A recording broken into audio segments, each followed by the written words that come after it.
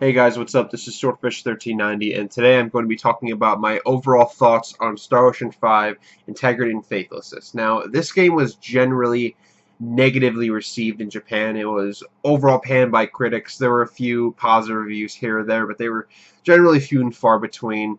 And the reviewers complained about weak story and characters, combat's not anything special, all that other stuff.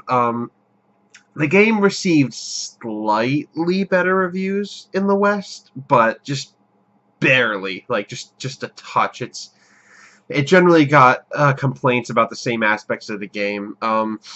Now, I played about half the game-ish. I played about 10 hours. To my knowledge, the game only takes about 20 hours to beat, so you do the math. 10 hours, halfway. So, that's where I'm at. I'm playing about 10 hours. I'm going to be honest with you guys. I don't have it in me to play anymore. I just don't have the willpower. So by that statement alone, it's very obvious that I don't like this game. I just gotta say that all the critics have been spot on. The thing is, when I first heard about the when they first announced Star Ocean 5, I was pretty excited. I know a lot of people don't like it, but I honestly think Star Ocean: The Last Hope is actually a pretty solid game. It's not great, it's not amazing, but it's pretty solid. It's an enjoyable game. And I was hoping that Star Ocean 5 would follow suit. It didn't. But I was overall pretty optimistic when I heard about it. And then when TGS when TGS came and they started showing some actual gameplay footage, that's when my optimism kind of died down a little bit. And the first thing that I saw, the first thing that came to mind was the fact that the main character's battle animations are exactly the same as the main character of Star Ocean 3. They're identical. His normal attacks are the same. His heavy normal attacks are the same. His special attacks are the same. Everything is the same. It's a carbon copy. So that to me, that just came off as lazy. So now I understand that the game it's a budget game. It is. It's a budget game through and through. It shows in, again, the main character, just the fact that he has no animations of his own. I don't know if that was supposed to be a throwback or if that was just them being lazy. I don't know. And the visuals aren't anything great. The game has lots of really big open areas, but they're just full of nothing. Absolutely nothing. They're so boring to go through. It's so dull. So all these things put together, and yeah, it is a budget title. There is lots of backtracking. The world is very tiny. It only consists of a handful of screens. It's actually kind of pathetic. But yeah, I'm kind of getting my head ahead of myself a little bit here because I'm talking about all these other stuff that I want to talk about later. Going back a little bit, yeah, I was actually overall fairly optimistic, and then when I saw that, my optimism died down, but I was still kind of hopeful. And then the reviews started coming in, and from the reviews and from the complaints I've heard from the Japanese critics, my optimism was gone, and I was expecting the game to be complete shit, and here we are. I can't play anymore. I don't know if maybe at some point I'll go back to it, but I just don't. I have to be in the right mindset, and I don't know. The thing about the game is, and this is the biggest problem, is that it's just so boring. It is so boring in like nearly every regard. Like the first thing is the weak story. It is just like it takes place on an underdeveloped planet, right? And from what I've played and to my knowledge is you don't go to, I think there's one time you go to another planet that's like I guess more advanced, but aside from that, the whole game takes place in generic Kingdom World Fantasy 101. It's like there's very little like space travel or space talk at all. Only two of your party members are actually from another planet, from a more advanced planet. I don't know what planet they're from. I don't really care. But that's it. You just play as a bunch of generic medieval fantasy characters. That's it. And the characters, speaking of them, are so, just like everything else, they're so boring. They have almost like no personality. The main character is Fidel. He is just devoid of any semblance of depth or personality. He is so boring. His childhood friend, yeah, childhood friend cliche, Miki has a little bit more personality, but honestly, she just comes off as more annoying than cute. Like, she has this weird habit of calling Fidel Fiddly. Like, I guess that's supposed to come off as cute, but to me it comes off as cringeworthy. Like, Fiddly, I mean, it's just so retarded. I don't even. But yeah, she's kind of cute at first, but very quickly she will start to grate on your nerves. I believe you me. Yeah. Then we have Victor, who is a knight, and that's about it. That's all we really know about him. He, again, no personality, and the only good thing about him is that he's voiced by Crispin Freeman. That's the only thing. It's the only thing that's noteworthy. Then we have Fiore, who is her design is absolutely ridiculous. Like, she's a looker. I will say that she is quite the looker. She is a feast for the eyes. Okay, so you're gonna. I would say she is the main draw, because if you want to play this game, you'll at least have something to at least try to keep yourself awake, is her drop-dead gorgeous looks. She is, like, beyond hot. It is unbelievable. But, like, the thing is, the fact that the only redeeming quality in Fiore's character that I could find is her looks and her design shows you, again, how devoid of any personality she is. It's just, it's sad. So, yeah, that's it. No personality, and just her looks are the only thing that stands out about her. Then we have Relia. I feel like I'm missing... Yeah, Relia is a child character. Now, I hate child characters 99% of the time. I can't stand them. They're terrible. They're annoying. Very, very rarely will I find a child character in a video game that I actually like. And Relia, I'm okay with her. I'm actually surprisingly okay with her. She actually doesn't grate on my nerves that much as I thought she would. She really doesn't have much of a personality, but yeah, she doesn't annoy me. Like, when they first showed her, and when the game was first announced, she looked like a carbon copy of the character Limmel from Star Ocean 4, and that is not a good thing. Limmel is a terrible character, one of the worst characters I've ever seen in a video game, period. So the fact that her design alone looked like Limmel, and the fact that they said that she was going to be emotionless, like, it was just red flags everywhere. And I was like, oh, they're going to give her a stupid catchphrase like K, aren't they? Like Limmel has. But really, I would say that she's probably like the least offensive character, along with another character. And that character, because we've talked about it really enough, is Emerson. He's okay. I would say that he's probably the best character out of all of them. And he's a cool, laid back dude. He likes to drink. He likes to hit on women, and he's just a fun character. So he's the one that stands out the most, and he has the most personality. And finally, we have Anne, who is probably the most bland out of them all. No personality, so bland. But the story is so just paper thin. It's just there are no interesting themes or any type of discussion worthy aspects about the story. It's just, and the thing that also makes the story boring is just the cutscene direction. Now, the game doesn't have actual cutscenes for the most part. What'll happen is you'll walk into a town or you'll walk into some area, a cutscene will happen, but it's in game. So all the characters will like stand in a circle talking, or they'll stand in a single file line, talking, and you can actually control Fidel around, which is kind of cool during these moments, I guess.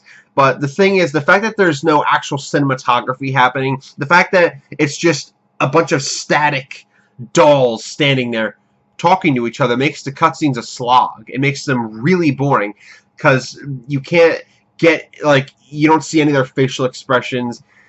You just don't get invested at all. It makes a weak story even more boring. And there are some, like, more traditional cutscenes, but they are very, very few and far between. And Um, and even then, the direction of those cutscenes isn't really anything special either. Like I said, they're very few and far between, and they're just not really worth anything. But the actual in-game cutscenes are, because of how they're directed, are very boring. So overall, the story is just so boring. That's the whole game is fucking boring. It's a giant bore. Um, I I don't know. I don't know how people say that this game is better than Star Ocean: The Last Hope. I just don't. I don't get it. Again, I don't think The Last Hope is an amazing game, but it's actually pretty good. It's actually overall generally pretty solid. But this piece of shit, I don't even know, man. I don't know. Maybe I just don't get it, but I just don't see really that many redeeming qualities in this thing. So the story is a throwaway. It's just not worth getting invested in at all. So graphics, it looks passable.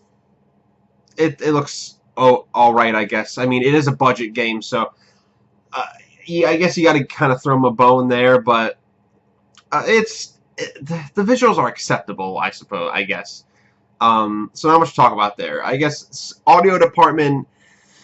The music is nice. I always did like Star Ocean music. I think that generally consists of Motoi Sakuraba's strongest work. But something strange though about this game is that there are songs from past Star Ocean games that are copied and pasted into Star Ocean 5 for no reason. They're not remixed. You don't hear them during like a cameo event or anything like that. They'll be like, hey guys, you remember this song that played in Star Ocean 3, this song that played in the Forest? Let's put that in this game's Forest. Like, what? For no reason. Again, I don't know, laziness, budget reasons, I don't know. But there was really no reason for them to just fucking rip songs off from other Star Ocean games and put them in this one for no reason. Like, they have, they do have Stab the Sword of Justice, which I think that song is awesome. From Star Ocean 2, and then they remixed in Star Ocean 4, and then it comes in a more rock, like, guitar remix in Star Ocean 5. So that is actually pretty cool, but I don't know. I don't know why they did that, really. Why they just ripped songs off from previous Star Ocean games. It just doesn't make much sense, but whatever. The new tracks that are original to this game are actually pretty good. I like the battle theme. I like a lot of the town themes. It's a pretty nice soundtrack, and I think it's totally worth listening to on its own. So definitely check that out. Now, the game does sport dual audio for all you hardcore otakus there who need to hear all their favorite Japanese voice actors. I'm not one of those people. I just like I like English voice acting. I don't know. I'm not repulsed by my own language like a lot of those people are. I don't understand the cringeworthiness there. I guess I don't hear what they hear. But I played this game in English and it was acceptable. I would say that I only recognize a few of the voice actors in this game. The aforementioned Crispin Freeman. We have Eden Regal, and a few others I just can't remember off the top of my head. But overall, this is a cast of unfamiliar voice actors for me. I didn't I wasn't able to pinpoint most of them, but they do a good job. They do the best with what they're given. And that's the thing. Like, it's the reason the voice acting is not amazing, despite some strong talent, is because of the script. They're given some really weak dialogue to work with, so they do the best with what they could, but yeah, they tried their best, and that's really what counts, because when you have such a weak script and such weak writing, you can only do so much. Even the most talented of voice actors can only work with so much with that. So, yeah, voice acting's passable, music is good. And then we have gameplay. Can the gameplay save this game? No, it cannot. Where do I even fucking start with this? So, now the battle system is basically Star Ocean 3.5. That's pretty much what it is. Now, the game kind of feels like a combination Star Ocean 3 as well as Infinite Undiscovery. So the reason it feels like Star Ocean 3 is because it plays like Star Ocean 3. It has the Fidel's animations are exactly the same as Fate's. We have the same strong attack, weak attack system where you can break the enemy's guard with a strong attack, but it's slower. Weak attacks are faster, but they can't break the enemy's guard. You get the gist. It also has the same system where you have to hold down the X and circle buttons to use skills. But I do say it's like infinite discovery in the sense that the fields they give you are pretty big, as well as no battle transitions, which actually works pretty well. But the thing is, the combat, just like everything else about the game, doesn't really have much depth. And the battle system is also pretty exploitable, because all you really have to do is map your strongest attack to the circle button, and you win.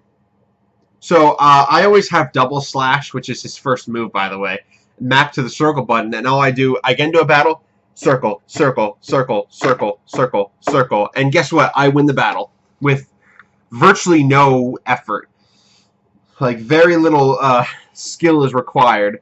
There's the thing is, the game, one of the game's selling points, or at least it tries to pass off as one of the selling points, is what the game constantly refers to as the rock paper scissors paradigm. Now, what this basically means is, so you have weak attacks that can't break the enemy's guard, slow attacks that can break the enemy's guards but are slower, and it's a three-way thing. It's a triangle, right? But the thing is, the battles get so chaotic, especially later on in the game, that you're not going to be able to focus on that. Like, especially considering the fact that you have all 7 party members on the field at the exact same time. There's so many special effects going on. So much shit is happening at the same time. And this is an action RPG, and it requires precision and timing. You can't be sitting there waiting for the enemy to guard or waiting for the enemy to do this or that when so much shit is happening at the same time. It just doesn't work. It's like infinite discovery all over again. That's the thing. The battles in that game are also extremely chaotic. There's so much stuff happening at the exact same time, and you can't really focus on this one little mechanic that they shove down your throat, actually.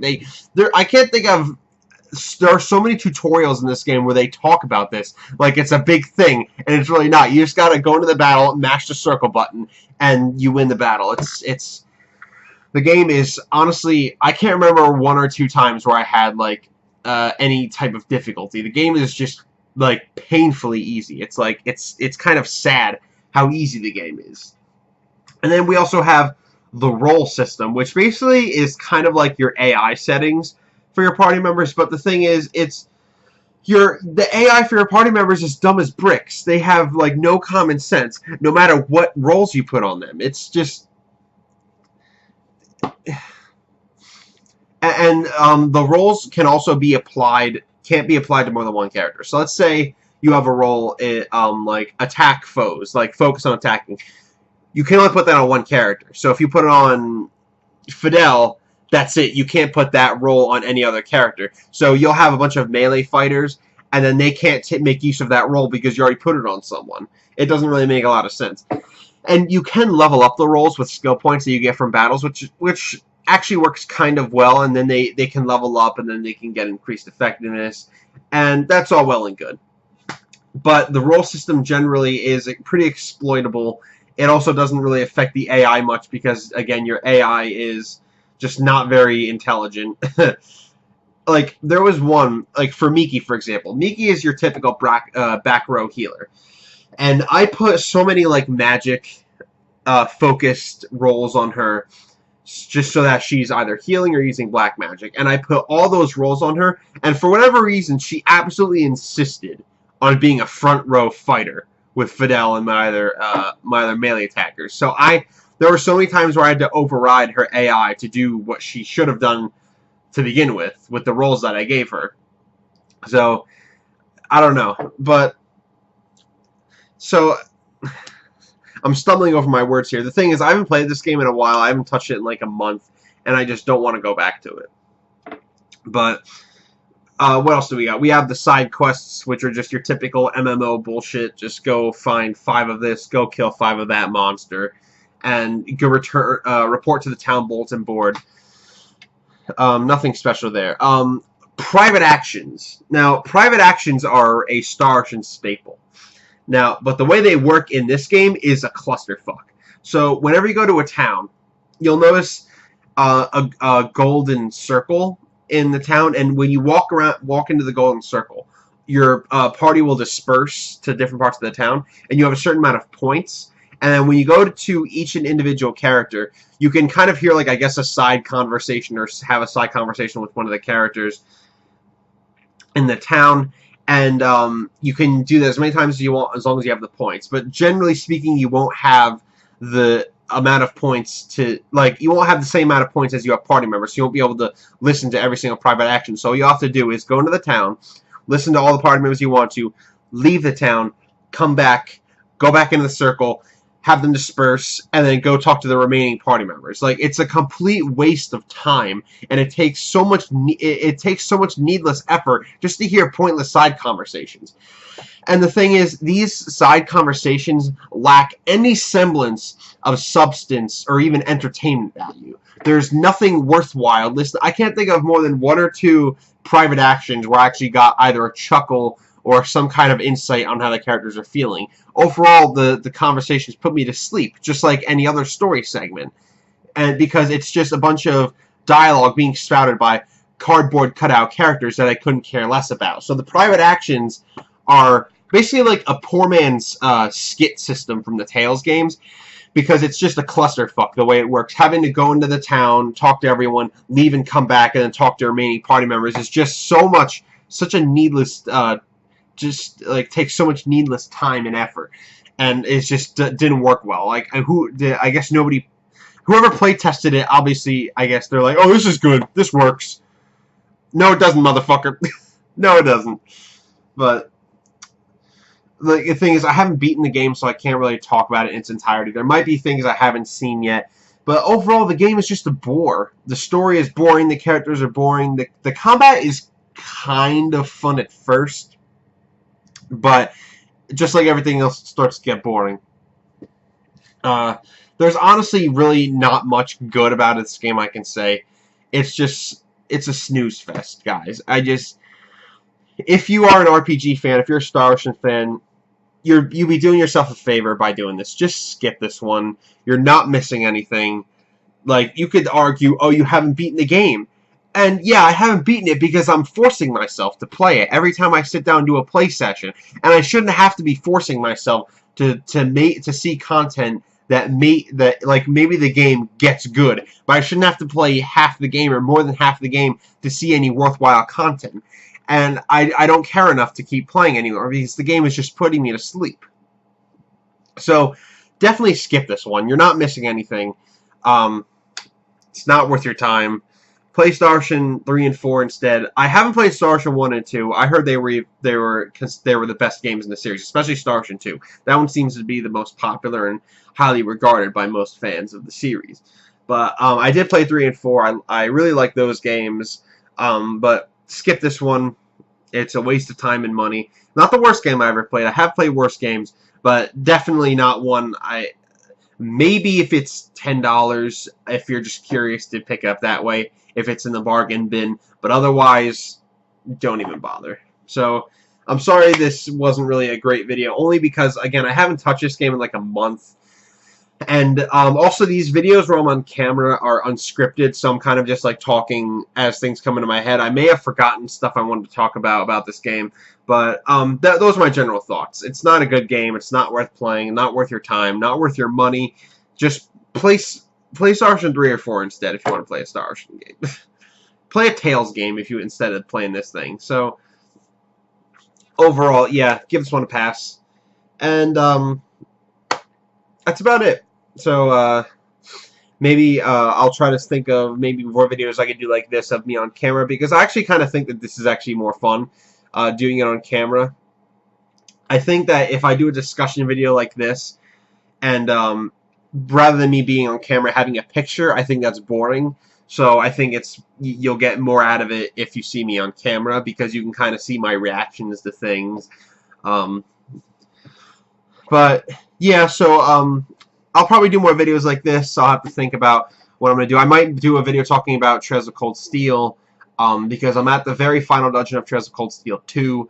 I was planning on doing a video talking about predictions for Treasures of Cold Steel 3 when it comes out. So if you guys are interested in that, then let me know. Obviously, it will consist of spoilers for Treasures of Cold Steel 1 and 2. But if you are interested in seeing what my predictions are, because I have some predictions for Cold Steel 3, so if you are interested in that, then just let me know, and then I could get right on that. So that's about it. Star Ocean 5, yeah, not great. Skip it. And yeah, I think I've said my piece. So this has been Storefish. Take care. See you next time.